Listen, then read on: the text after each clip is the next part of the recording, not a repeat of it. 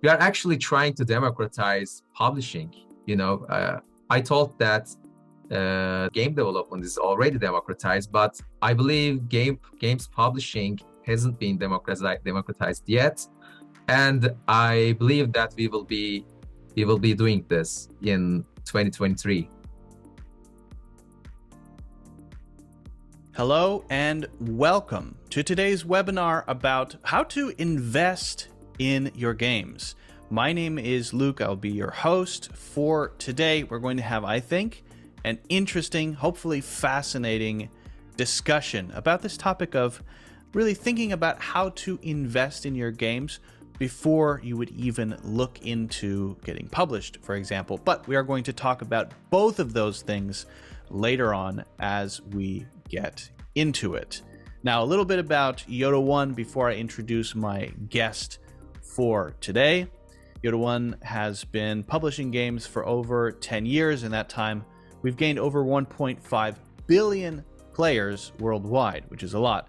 So we've learned a lot about monetizing and publishing and everything that goes into growing games. So we'll be getting into a little bit about later on what Yoda One does to help developers and studios grow their games too.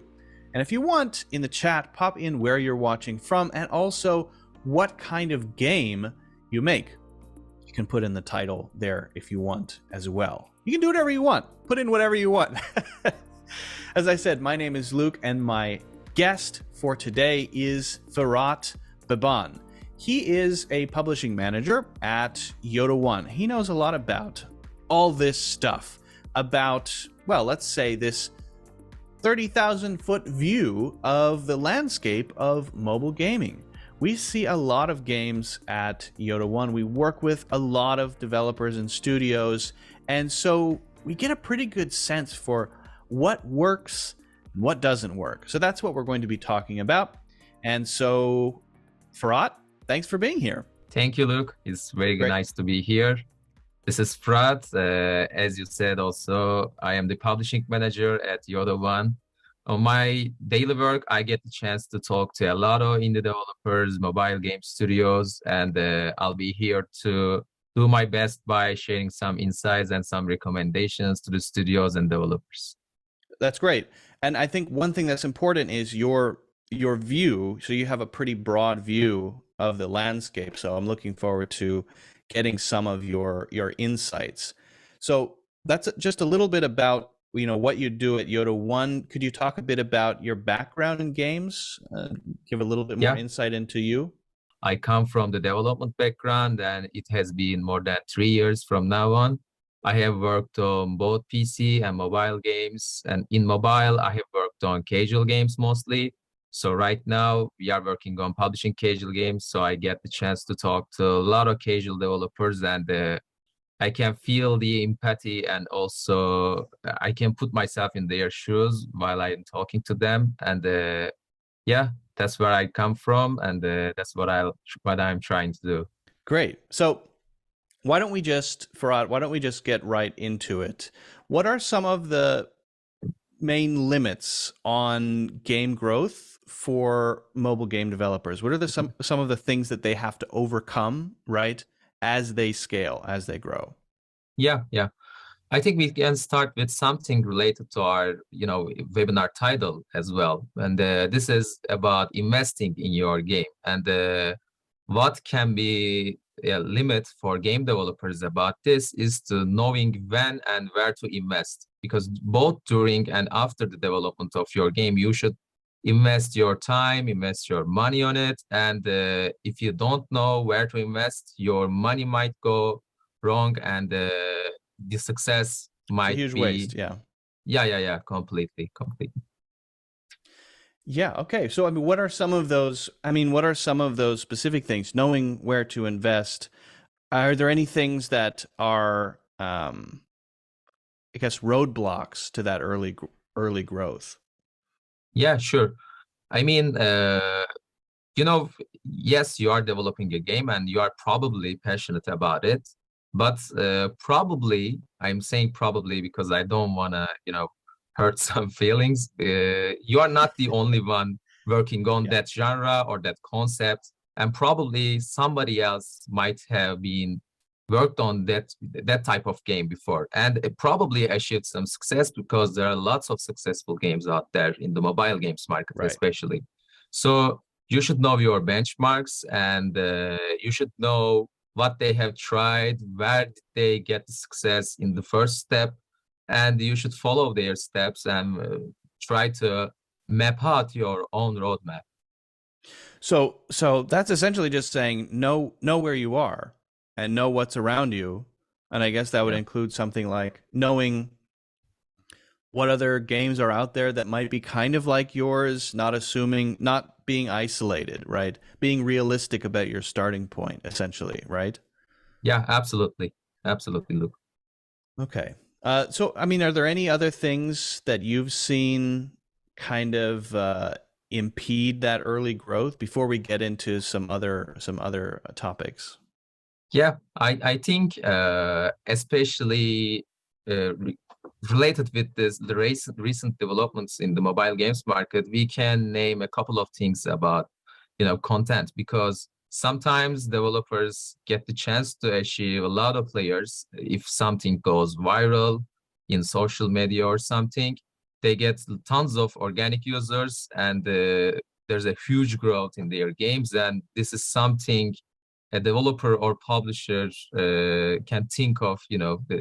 This is a excellent scenario that a publisher or developer can think of, and it is not the end of everything, because you gotta keep that content coming, and if it's not as good as the one that you have created before, then you will probably lose that growth, and it will not be consistent.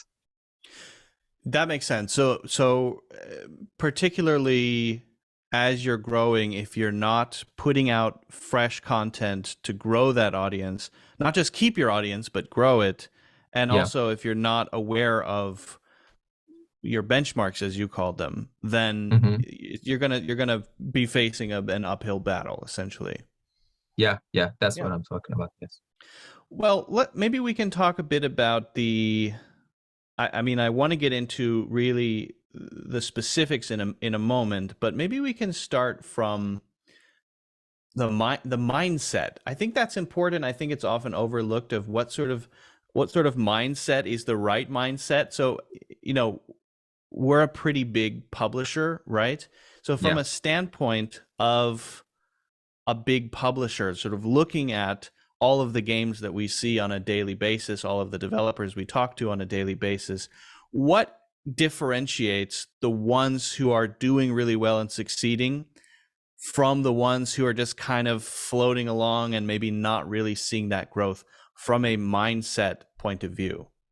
Yeah, I can say that the best mindset is an open mindset, know, Yeah, knowing how to learn from others, communicating good with publishers and possible growth partners that you will work on together on your game is the most important thing that you should do proper, especially after developing your game, because game development is not something like a rocket science, and it's very democratized with lots of tools on the internet that you can easily access. But reaching out to big successes with what you have developed is sometimes requiring partnerships, and to do it in a proper way, you should be communicating good with others.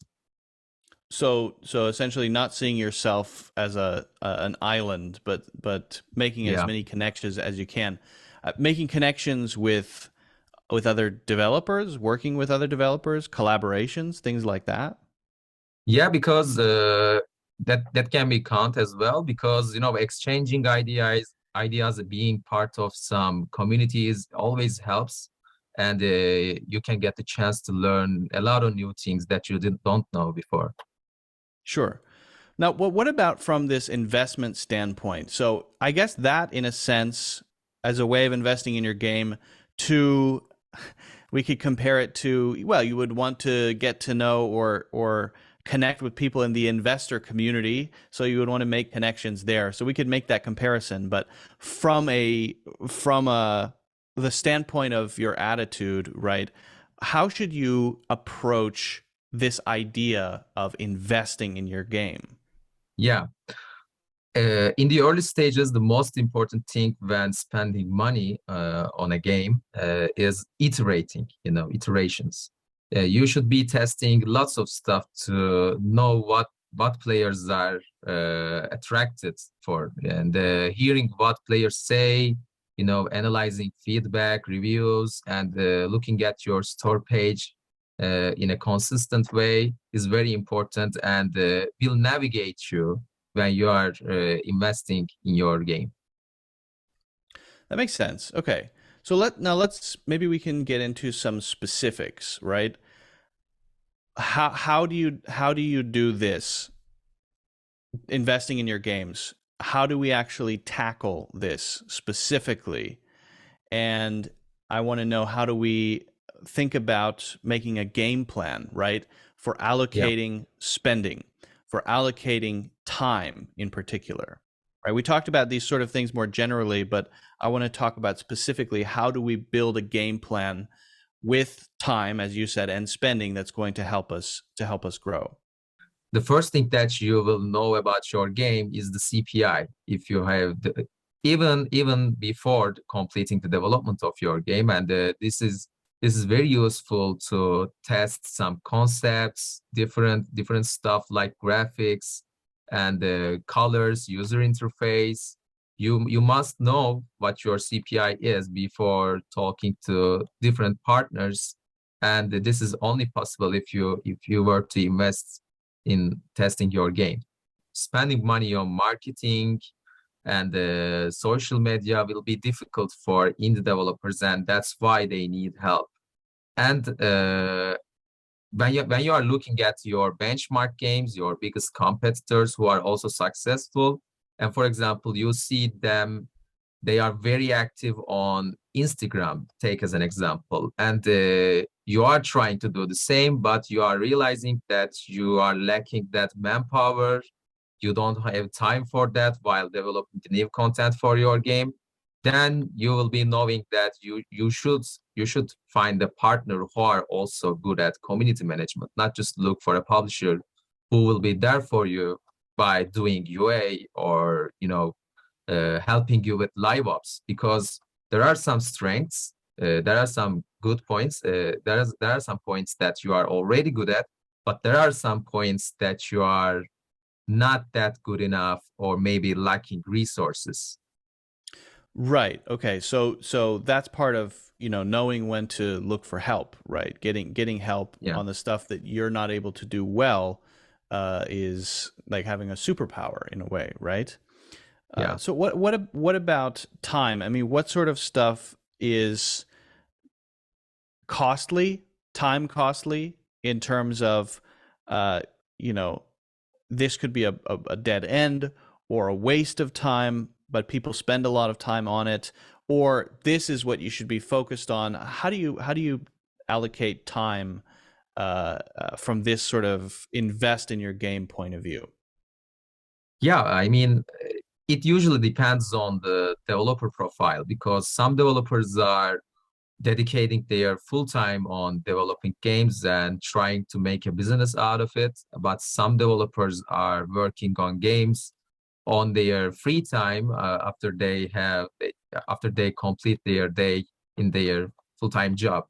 And for the most of it, trying new things, working on new concepts or new content in your mobile game is not that always easy, because you must be seeing some results, and that only happens if when you spend some time on it. Because for example, if you were to test a new concept, a new maybe gameplay meta, then you will probably need at least 1 week to see some results.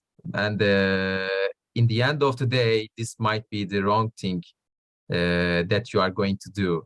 And if you should, you know, if you, I think you should balance the growth and retention in some way. For example, you might be getting some good results after the development of your game, and you think there's a hype and there's a chance that your game will go viral. But in the meantime, if you can't keep the good content coming like the previous one, then you might lose your existing players, and this is some kind of catastrophic thing for a game developer. For sure. Yeah, definitely a catastrophe to have a bunch of players churning out of the Yeah, game. So essentially, finding what is the highest priorities, and then focusing as much as possible on those. And if you see stuff that's not working, then yeah, stop doing those things, right? yeah. So hoping for a viral success is often, something that you hope for, but at least putting time into marketing your game on social media seems like Yeah. that's a good trade-off, right? I mean, what do you think about social media? How engaged should should developers and studios be on social media? Yeah, I mean, it definitely helps because if you are developing something casual or mid-core, you will be there for retention, and it'll bring a community together with it. But if you are a one-man team, it'll probably be difficult to focus on social media, posting good stuff about your game or to feed your community with it, but it'll probably be difficult. Yeah, I think it's definitely a challenge for, but if, small studios, usually you can allocate time for that. Maybe we could get into a case study, Farhat. I mean, again, we work with a lot of studios of different sizes. I'm wondering if you have any or have seen any specific examples of a team who seems like, they're doing it really well, and you could give me an example of one of the games that either we've talked with or worked with in the Yeah. past or are working with. Uh, for example, there's this recent case that I have, experienced it. There's Mass, which is called Managed Ad Services of Yoda One. It is there for helping developers maximizing their ad revenue. And there's this game that we are working with Mass. I am not sure if I should give the name, but let's focus on the uh, let's focus on what happened. There's this game. It's completely in 2D graphics, but it's a very challenging thing, and it allows players to play together, complete some dungeons in a Diablo-like way. I can Okay, I yeah. can name it that way. And it's developed by just one Diablo-esque. guy. Yeah. And it is developed just by one guy, and he is dedicating his free time because he has this full-time job during day. But it's going crazy, but with a huge community, and it is mostly driven by the gameplay itself. Because when you allow players to do something together and just create the right tools for them, like a Discord channel, and everything is well positioned when someone joins them, then it'll grow by themselves. You will just post the updates, engage in some stuff, but players will do the work just by themselves for you, and that's a great thing to imagine in a developer's standpoint. So if you build a great game with a great gameplay mechanic that people love, that's Yeah, that's the most important part. If your game is mediocre, then you have to do all the work just to get people there, and then they yeah. churn out. Yeah. And they will probably not churn out, and they will be growing. And it is the right time to do UA or partner up with others to get more users, because you will be focusing on the content. There's a huge community around your game, and it is the right time to invest in your game with the money that you are generating, or with the help of a different partner by user acquisition. So my takeaway from that is, if you focus on all of that stuff around the game first, and you just get the game out there, that is Yeah, actually that's the wrong order of priorities. The first thing you need to do is make sure at the core you have it doesn't have to be the world's best game, but it has to be fun. yeah, People have to absolutely, want to absolutely. be there. And if you do that, then you're going to start to see adoption, people naturally having word of mouth, an organic community will start building itself. So that's your starting point. So if you're at Yeah, that stage, focus on that. And that's not to say don't post on social media, don't, try a little bit of marketing, but focus on that and ASO, I would add, and because that's free. And yeah, then once you've started to build up that organic center, then you go to the next step, which is keep putting out really good content to keep those people engaged, make sure it stays fresh, right? yeah, And now start thinking about, where do I need help? What can I do and where do I need help? So are there partners I can work with? Are there people I can collaborate with? Then you start to sort of move a step further out from that. But still at the center, you have this fun game that people yeah, like to play. And so it's sort of like rings that start to build outward from that center. But if you don't do it right at first and make a cool game that's fun, then that whole thing is going to be an uphill battle. And no matter how much time and energy you invest in it, yeah, it's going to be like it's going to be a tough road. Because I know yeah, one of the things that we look at, Yoda One looks at as a publisher, is we first look to see that it's got something unique in it or something cool. There's an angle. Yeah, yeah, okay. It might be a common game mechanic, but there's a micro innovation that happened that makes it a little different. It's a special game in some way, and it's fun and it's interesting to play. I know that you guys, the publishing team, they're also looking at that part too, right? Not just the player metrics. yeah, yeah, yeah. Because, for example, as a publishing manager, I never go into the advanced talks without playing the game itself, and I never do it with with the perspective of a publishing manager or a gaming professional, but just the perspective of a player, because I must be having fun playing it, and otherwise there's no obvious reason to play the game or even spend some money while playing it. Yeah, I think that's the most important takeaway probably, Yeah, that and then that allows you to prioritize your time, right? To yeah, prioritize your energy, right? yeah, yeah, Um, absolutely. okay, great. And we don't have to name names, so that's okay. I won't push you to name that. I'm assuming maybe there's some ongoing conversations or something like that. But Yeah, when you get to that level and you do need help, you might need help with monetization. You might need help with your ASO strategy.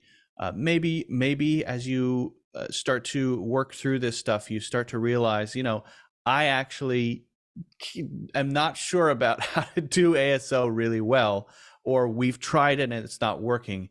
So what Yoda One does, we've been publishing games for over 10 years, over yeah, 1.5 billion players. We help studios and developers around the world with monetization. For example, our ad monetization platform called MAS, Managed Ad Services, which is an AI-driven ad monetization solution, and with publishing, and it goes beyond that with brand integrations. We help developers grow their games, essentially. yeah, The one partner to help you grow your game. So if you feel like things are going well and you've got a game and it's growing, but you're starting to see, hey, I need some help to scale, reach out to the Yoda One team. If you want to learn more about that, you can click on the link that you see, and we would love to talk with you. You can learn more about what we do, and reach out. It's a good way to start the yeah. conversation. So, Farhat, a couple more things, if that's okay. I want to just touch on quickly. Mhm. Um, Now, we talked about this sort of game plan for your game, depending on where you are, right? Before you may even consider getting published. But in your view, when does it make sense to look for a publisher? At what point would you say, okay, now you need to actually, it makes sense for you to try to get published at this point? I think the best point about it is knowing that your game has the potential to grow for real, and you cannot deal with it just by yourself. Overburdened. Yeah, absolutely, absolutely. And we have talked about a lot of different cases, a lot of different scenarios about, games that need help with UA, or games that need help with, for example, community management or with live ops. There can be different stuff, different scenario about every game, because every game is unique and every game has its own needs.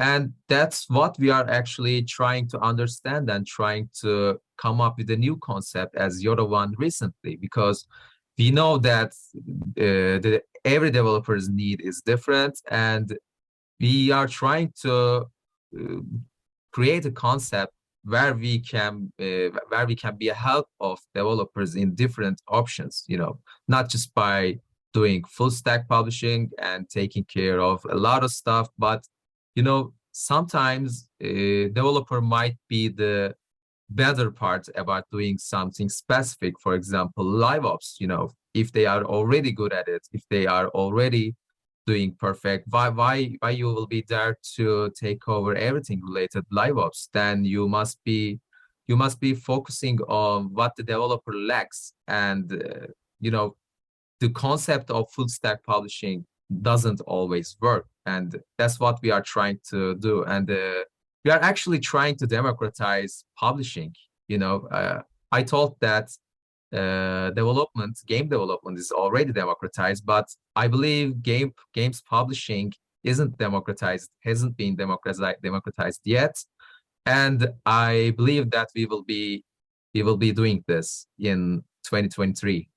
Yeah, that's a good point. So there is a place for publishing, right? But also that doesn't necessarily mean that it's right for everyone. Yeah, Your sort of moment of realizing we need help may mean we need to be published, but it may also mean we need help in these three specific areas, but yeah, not all yeah, the areas that would fall under the umbrella of publishing. So yeah. it's okay to be really good at. I'm thinking of a game right now that uh, they have really good organic marketing because they're connected to a YouTuber. The game is connected to a YouTuber with like 15 million subscribers. So Well, marketing is not their big issue, right? But yeah, specific things around monetization and other aspects of the game might be right might be needed. So breaking it down a little bit is useful, democratizing yeah, it, as you said. yeah. Because investing in your game is not always just spending money or time, but when you are partnering up with someone, you are not always paying money, but you are sometimes doing this revenue share thing on specific things, and this is also investing in your game, but with the sake of achieving bigger things, better things, while partnering with other organizations. Absolutely, yeah. So partnerships broadly is a way to invest in your game sort Yeah, of strategically in the long-term growth, right? yeah, yeah. Different levels of partnerships. Okay, last question I have for you, Farad. This is just because I get this question or I hear this question all the time. Some developers and maybe studios have said, can you look at our game to invest in it, right? And maybe it's Yeah, just a prototype in the prototype stage, right? yeah, I wonder if you could talk a little bit about how Yoda One evaluates a game and why we don't do that. So we don't. I don't believe. good I question. could be wrong, but I'm pretty sure that we have never looked at a prototype of a game and said, "Yeah, we're going to invest in this." It's not really what we. It's not really what we do. So, what would be your answer to that? Yeah, I mean, first of all, we are not a hyper casual publisher, and we mostly work with casual and mid-core titles on publishing. You know, mass is a whole different thing. We are working with lots of different games, and not just games. We are also working with apps on mass, but on publishing, I'll just clarify. MAS means managed ad yeah, services, our yeah. monetization platform. People might Monetization not know that. solution of Yoda One. And on publishing, we are usually working with casual and mid-core titles, and we are looking at live games or at least completed games. Recently, we are trying to explore how we can help games that doesn't have metrics and how we can evaluate them if they have the growth potential. And after taking a game, either it has the metrics or doesn't have the metrics, we are trying to find something unique, as you said before, in it, and trying to understand if it is fun and if it can, endure the success for many years to come, not just for a couple of months, for a couple of weeks, but we are there for long-term partnerships, and we want the game to be successful for many years to come. And it is only possible if the game is suitable for the new content for many years, and if it can attract players, while doing it. Right. So it's got to be a little farther along than a prototype. It's almost like Yeah. it's a proving ground. You've got to prove Yeah. something first with the game, right? And then people will look at it. Investors may look at it, publishers may look at it, but you've got to show something first. It's like that idea we talked about. You start with something, show that you have a user base, show that player base, show that people like it, show that people want to play it, show that people want to stay there, show that it's growing. Then you can start having some really interesting conversations Yeah. with investors, with publishers, and they know how to identify potential. They can identify. Right, Yoda One's really good at identifying potential, Yeah. but you've got to get it off the ground right first. And to do that, Yeah. you have to be very strategic about how you're choosing to spend your time, i.e., avoiding sunk cost fallacy at all costs, and knowing what to dedicate resources to, as you called it, following the hype, right? Knowing that you need to spend money maybe on testing, spend some money on marketing, and follow what works rather than what doesn't work, right? Yeah. Yeah. Absolutely.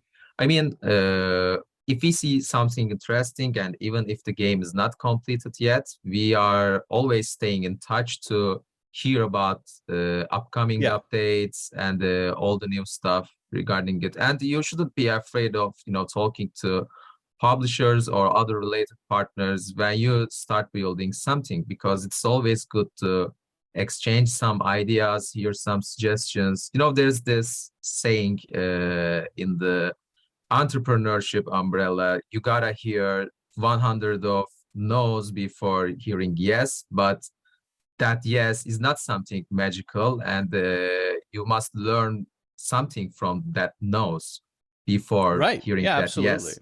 Absolutely. Yeah. Yeah. And on that journey of building something yourself and growing something yourself, you also learn a lot. So Yeah. the whole process is generates a lot of insights, and getting rejection also generates insights. So yeah, Yeah. great stuff.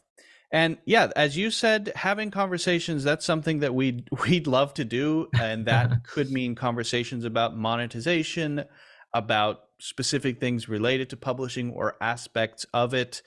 we're very well. We like to have conversations with developers. So if you want, you can feel free to reach out to learn more about that. Click on the link that you see. Check that out, and yes, reach out. Learn more about what we do here at Yotta One. Farhat, thank you so much for your time today. I appreciate everything. Do you have any final thoughts that you want to share before we wrap things up? Yeah, I want to say that just keep working hard and just keep exploring, and please don't ever think that you will hit the lottery with your first game, with your first Yeah. studio or something, but you gotta explore and try different things before achieving success. Yes, the lottery technique, it may happen, and it won't Yeah, happen unless you put stuff out there, but it can't be your core strategy. yeah, absolutely, Right. Luke, absolutely. Yeah. All right. Well, I think that's a good point to end on. Again, Farhat, thank you so much for being here. I appreciate it. Thank you all so much for joining. And if you have ideas about other things you want us to talk about, just let us know. Send us a message. We're always looking out for new things that we can share. And as I said, feel free to click on the link to learn more about how Yotta One can help you grow your games. Again, thanks a lot, and see you next time.